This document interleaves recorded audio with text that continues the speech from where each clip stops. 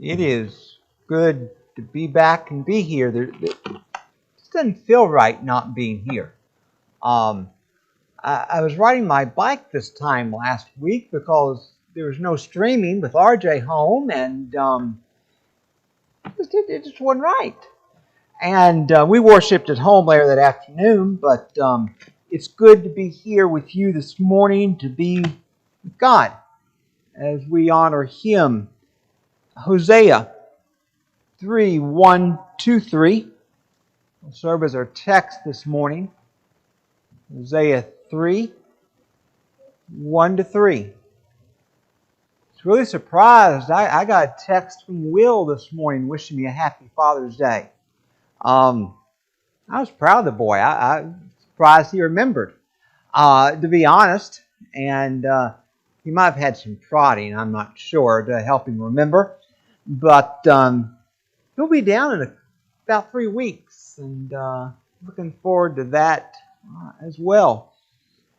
But honestly, on this Father's Day, with Tammy's dad's physical life nearing its end, I'm thinking a lot about him this Father's Day. Bob, every summer, after he retired for a number of years, went to Kyiv and did mission work there in Ukraine. To get ready for his trip to Kyiv, knowing that he would have to walk everywhere he went, he spent weeks upon weeks walking hours a day to get into shape so that he could go to Kyiv and to walk. He had a degree in counseling. He was a high school guidance counselor, and besides just the typical high school guidance counselor courses, he took some psychology and counseling courses. And I remember one night my family doctor called, and he had someone in his office who was suicidal. And he wanted this young 23-year-old green college, just out of college youth minister to come and to help. No, I knew my limits, and I knew that was not a place and a thing that I needed to be doing at that point. And so I called Bob, and Bob went to Tim's office and helped that young lady. It so happened that he had her in class or something and knew her already. When the church began a jail ministry, Bob readily volunteered to go, and he and I would go every Tuesday afternoon for several months and taught the gospel in the jail. You know, there aren't many sons-in-law who can say they went to jail with their father-in-law. But I can. And I've teased him about that through the years, about the time we went to jail together.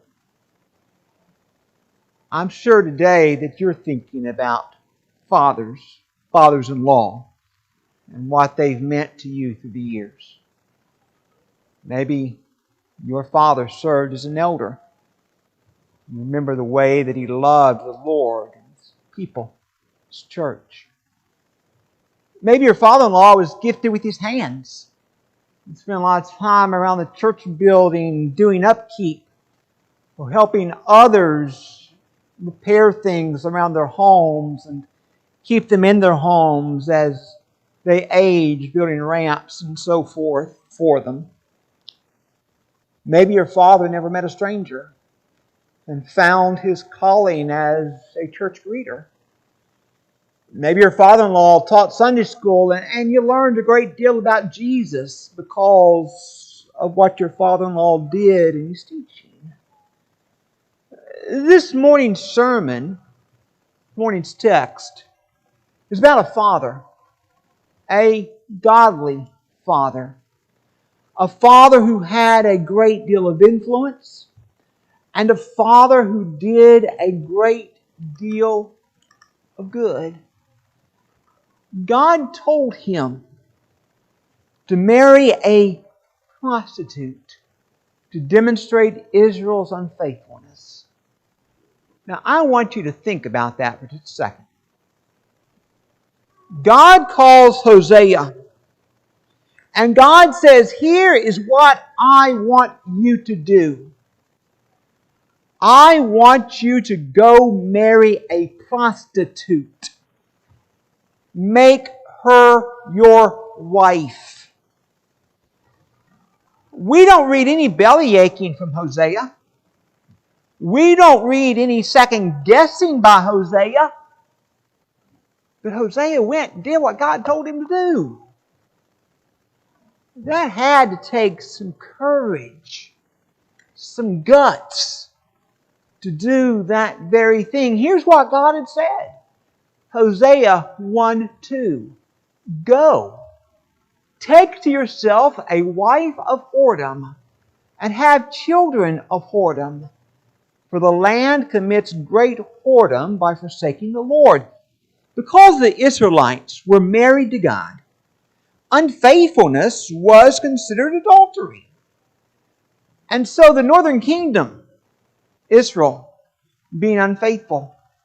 And God says to Hosea, they're unfaithful through their idols. And so for an object lesson, I want you to go marry an adulteress, a prostitute. And I want you to have children with her as an object lesson to the people of Israel. And you know what? Hosea obeyed. He obeyed. He did exactly what God told him to do. I can't imagine being in his shoes. Being told, you go marry a woman like this. And simply to do it. Because that's what God told him to do. But here's a man of faith. Here's a man who knows what God had to say. And was willing to do what God had said. And he obeyed. But then, Gomer bore Hosea 3 children. He's a father. She bore him 3 children.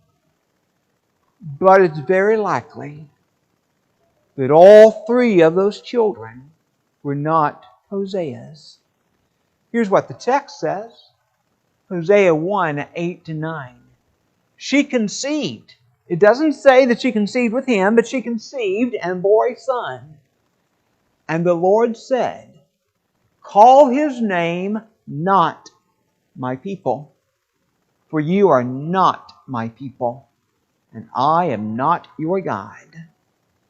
The implication in that naming of not my people indicates this son was not Hosea's. And, furthermore, that Hosea knew this was not his son. Hosea was in quite a pickle. But yet he shows us that a godly man's 2 great loves are his God and his wife. A godly man's 2 great loves are his God and his wife. Hosea's actions, demonstrated through Hosea's chapter 1, 2, and 3, show this to be a godly man. A man who, when God said, do this, he did it. He didn't question. He didn't bellyache. He didn't gripe. He didn't argue. He did. He obeyed. But then, Gomer, his wife, got into some trouble. And he had to go and buy her back, rescue her out of slavery. And you know what he did?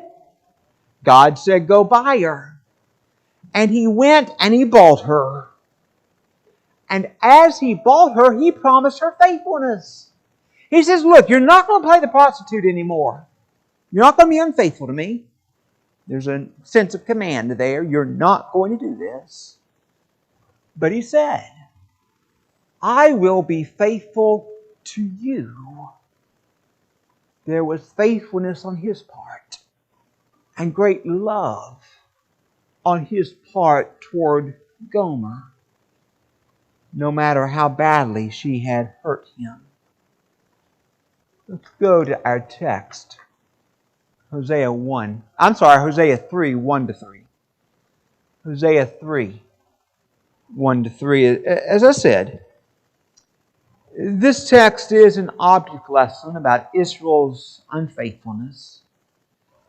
And I don't want us to get all bogged down in that discussion, thinking about the prostitution and unfaithfulness, which was idolatry, the object lesson being made here. Instead, I want us to focus on Hosea, to notice his character and how he replies to God and to his wife, Gomer. Let's read the text. And the Lord said to me, "Go again, love a woman who is loved by another man and is an adulteress, even as the Lord loves the children of Israel, though they turn to other gods and love cakes of raisins. Go again, love a woman who is loved by another man and is an adulteress." There have been some scholars to say God told Hosea to go and marry a second wife. That just doesn't make any sense. Gomer is never mentioned in chapter 3 right here. But yet it has to be Gomer whom Hosea went and bought. Otherwise, the book of Hosea doesn't make any sense. And the whole object lesson breaks down if this were not Gomer. It has to be Gomer that he goes and he buys, and God told him to go and to love Gomer even though she was an adulteress. Why? Because the Lord loves the children of Israel, though they turn to other gods and love cakes of raisins used in pagan worship.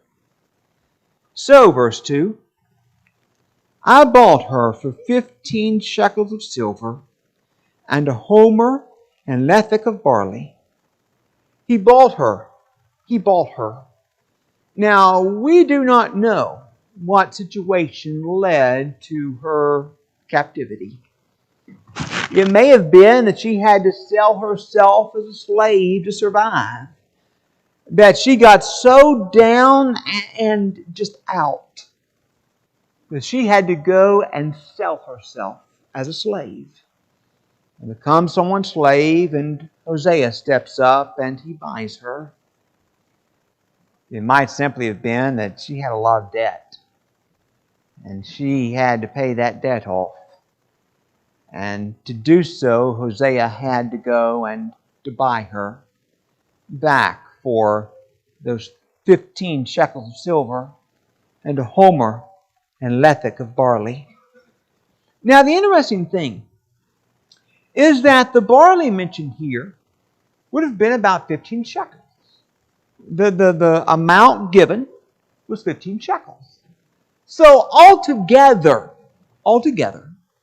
Hosea gave about 30 shekels for his wife. In the Old Testament, if someone's ox gored a slave and killed somebody else's slave, the owner of the ox was to pay the owner of the slave 30 shekels. Think about that for just a second. Think about it. Gomer is not worth a whole lot. She's worth 30 shekels. The price in the Old Testament of a dead slave. That is all she is worth. This is not a lot. Hosea is not going and paying a great deal of sum of money for his wife. It's a paltry sum. 30 shekels. 15 shekels silver, homer and lethek of barley. About 15 shekels. Not a lot. She's not worth that much. She may not be worth a whole lot monetarily, He may not have paid a whole lot of money for her, but she meant a great deal to him. His love for her shines through at verse 3. And I said to her, you must dwell as mine for many days. You shall not play the whore or belong to another man. There's the force of command there. You shall be mine for many days. Hosea is not giving Gomer an option. He was not saying, please do this. He's ordering it. You shall be mine for many days. You're staying with me. You're being faithful to me. That's what he says. Think about that for just a second. Think about their culture. Gomer could not go out and work, so Hosea was going to have to support her. Hosea says, you come home with me. I'm going to take care of you. I'm going to take care of every bite you eat. I'm going to take care of everything you wear. I'm going to provide for you. I will take care of you. In that culture, that's what this amounted to. Come, be mine for many days. You shall dwell as mine for many days. You shall not play the harlot. Shall not play the whore, the ESV says. Your days of fornication and sin are over. You shall not belong to another man. And notice the ending of the verse. So will I also be to you. So will I also be to you. Hosea says to Gomer, you're coming home where you belong. You're going to be faithful to me like you ought to be. But that's not the whole story. The whole story is, I'm going to do the same with you. I'm going to be faithful to you. I'm going to love you. I'm going to take care of you. I'm going to provide for you. Think about that love for a moment. He was a man who's been humiliated. He was been embarrassed. But who's been commanded by God. You go and you redeem this woman. You buy her. You went and you bought her. You didn't just buy her and say, okay, you got to come home with me and you stay over there in that corner. No. You come home and you dwell as mine for many days. No longer play the whore, no longer belong to another man. And so shall I be to you. I'm going to love you. I'm going to provide. I'm going to take care of you. I tell you, this is one of those episodes of Scripture that always gets me in the gut. Every time I read it. Every time I read the book of Isaiah, I'm almost driven to tears. Really, I am. Here's a man minding his own business. And God says, I have a woman picked out for you. You go marry that woman over there. The least respectable, the least desirable woman that Hosea could have found. And God says, go marry her. Hosea does. And in spite of all of her sin, in spite of everything she is and has done and does to him and leaves the family, and he still loves her. And he still takes care of her. And still provides for her. And still wants her. That's love. That's faithfulness. That's devotion not just to the Creator, but to his wife. And Hosea showed great devotion to both. The example of Hosea is clearly this: that a godly man has two great loves: his God and his wife. How can you men be a Hosea? How can you be a godly man? How can you have these two great loves? God and your wife. Well, in the first place, you've got to search your heart. You've got to take the time and search your heart. You need to ask yourself the question: how much do I love my God? All of you, men, women, boys, girls, all of us need to ask ourselves this question: how much do I love my God? Several years ago in Roanoke, we had a major snowstorm. Man passed away during that storm. His sister was a member of the congregation where I was preaching. I think it took the ambulance, and they had to get a fire truck to tow the ambulance out and everything to get the body out of the house. I mean, it was a massive snowstorm. And I was asked to conduct the funeral service. And then we'll forget, he was not a member of the church. He was not a Christian in any way, shape, form. Biblically speaking, at least. And then we'll forget. But his sister said, "Justin, I know he loved God because he had crosses everywhere in his house. So I know he loved God." Well, I'm just going to be blunt. I don't read anywhere in the Bible that hanging up a cross in your house means you love God. I don't. I find that other things mean you love God. Honestly, to the point, one shows love to God through actions. You show you love God by the way that you live. That's how you know if you love God. You see, Jesus said, John 14:15, "If you love me, you will keep my commandments. If you love me, you will do what I say." Period. The end. It's not, "Oh, I love Jesus. Oh, how great He is. I just love Him so much.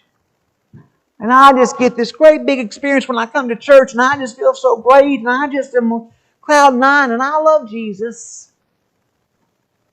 Okay. You do what He says. Because quite honestly, that's what it means to love Him. If you love me, you will keep my commandments. John 14:23.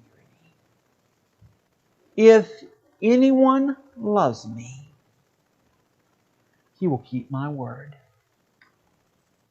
If anyone loves me, he will keep my word. So you need to ask yourself, how much do I love God? How much do I love my God? How well am I keeping His commandments? Does my love for God show through in the way I treat my wife? Does my love for God show forth in the way I worship Him faithfully and obediently? Does the way I love God show forth in my prayer life? Does my love for God show forth in the way that I give? Does my love for God show forth in the way that I sow the Word? Does my love for God show forth in the way I live? Am I, in other words, keeping His commandments? Search your heart. How much do you love God? Hosea showed he loved God in obedience. God said, go marry this woman. And there's not a guy in here who wanted to say yes to God. And I don't think Hosea did either. But God said it, and Hosea did it.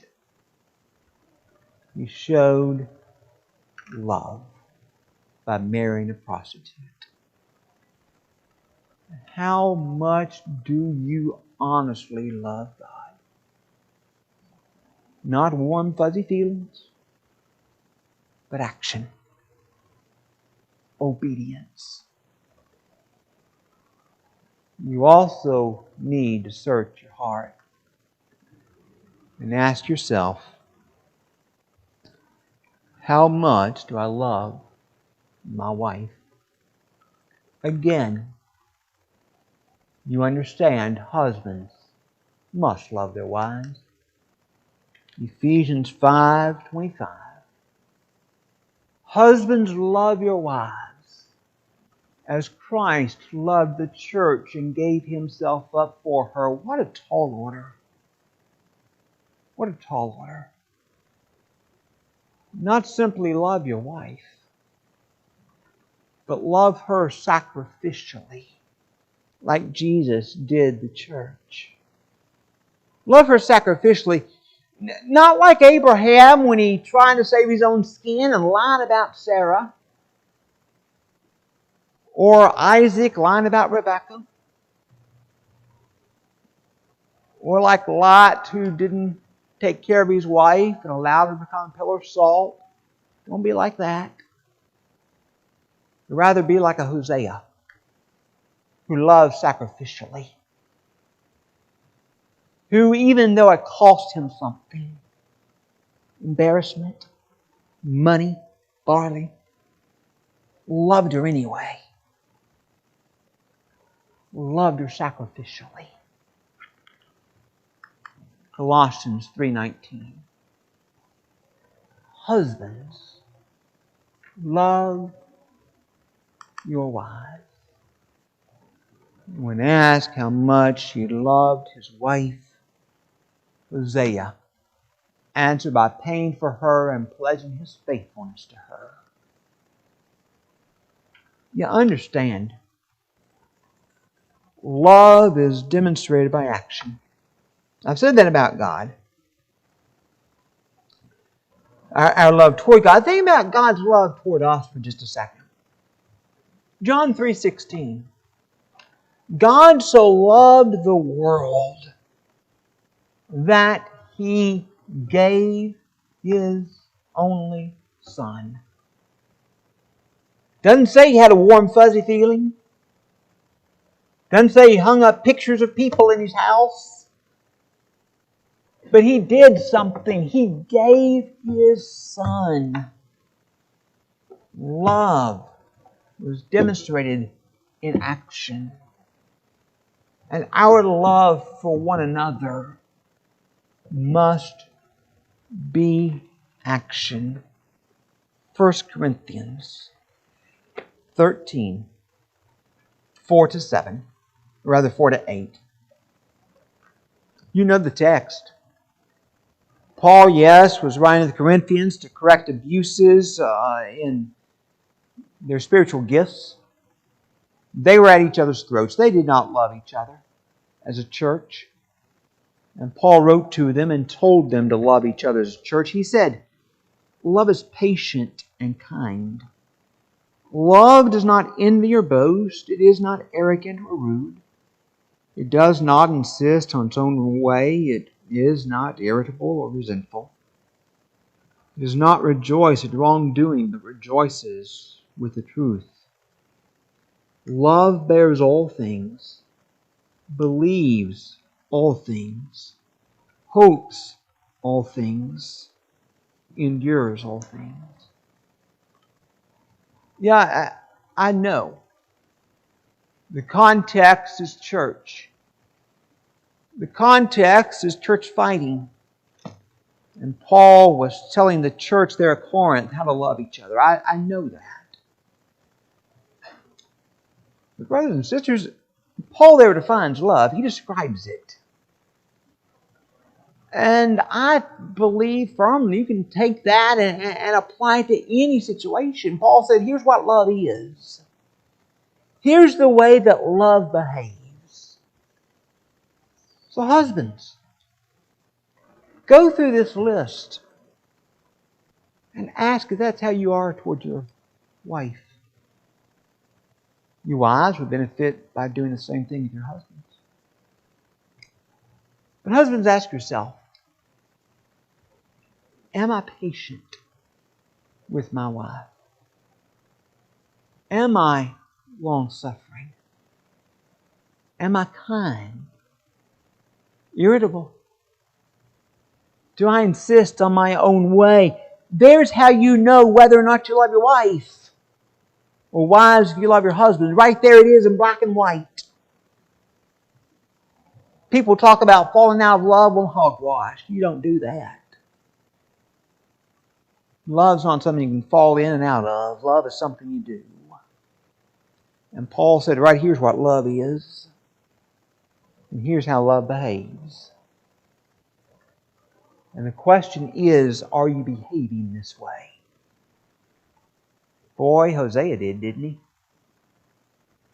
Big time. He went and acted according to 1 Corinthians 13 before it was ever written. He lived it. And the question is, are you living it? You've got to search your heart and ask yourself, how much do you honestly love your wife? But 2, you need to step out. You need to step out. Hosea didn't stay in his comfort zone. God said, you go marry a prostitute. Boy, he stepped out of comfort zone big time and went and did it. She messes up. She does not stay faithful. She finds herself either in slavery or greatly indebted. And God says, you go pay for her and buy her back. And Hosea steps up out of his comfort zone and he pays for her. Can you imagine his embarrassment, his humiliation? Yet he goes and he buys her. And he promises fidelity. I will be your husband. I will provide for you. And you'll be my wife. Faithfulness. He stepped out big time for God and for his wife. Out of what was comfortable. Out of what was easy. To do what was right. And the question becomes for us, will you step out of your comfort zone and act? You know, it's one thing to search your heart and to see where your relationship with God needs to improve. But the next thing you have to do is to step out and love God. I mean, look, if you see that you're not praying like you ought to do, start. If you see that you're not sowing this word like you ought, start. If you're not giving as you ought, start. If you're not saying Scripture you ought, start. Whatever defect you have in your life, start doing the right thing and showing love for God. Step out. Get out of what's comfortable. Get out of your habits. And do what is right before God, following His commands, showing Him love. Boy, Hosea did it. And you can too. But you got to step up and step out and act. But you also have to step out and love your wife. not to stay in comfortable habits. But if you see that you're irritable, stop. If you find you're not patient, start being patient. If you find whatever it is, stop the negative, start the positive, and do what is right by her and by God. The same thing would apply to wives with husbands. This is the standard of love. Loving God means doing what He says. Loving spouse means living by 1 Corinthians 13. Another text. That's what it means to love. And Hosea, throughout his life, throughout his ministry, demonstrated that kind of love for God, that obedience to God, that love for his wife and providing for her, taking care of her, forgiving her, redeeming her. What great love he had. As a godly man, he showed that a godly man's two great loves are his wife and his God. And it's time that you be a real man and love. 1 Corinthians 16:13. Be watchful.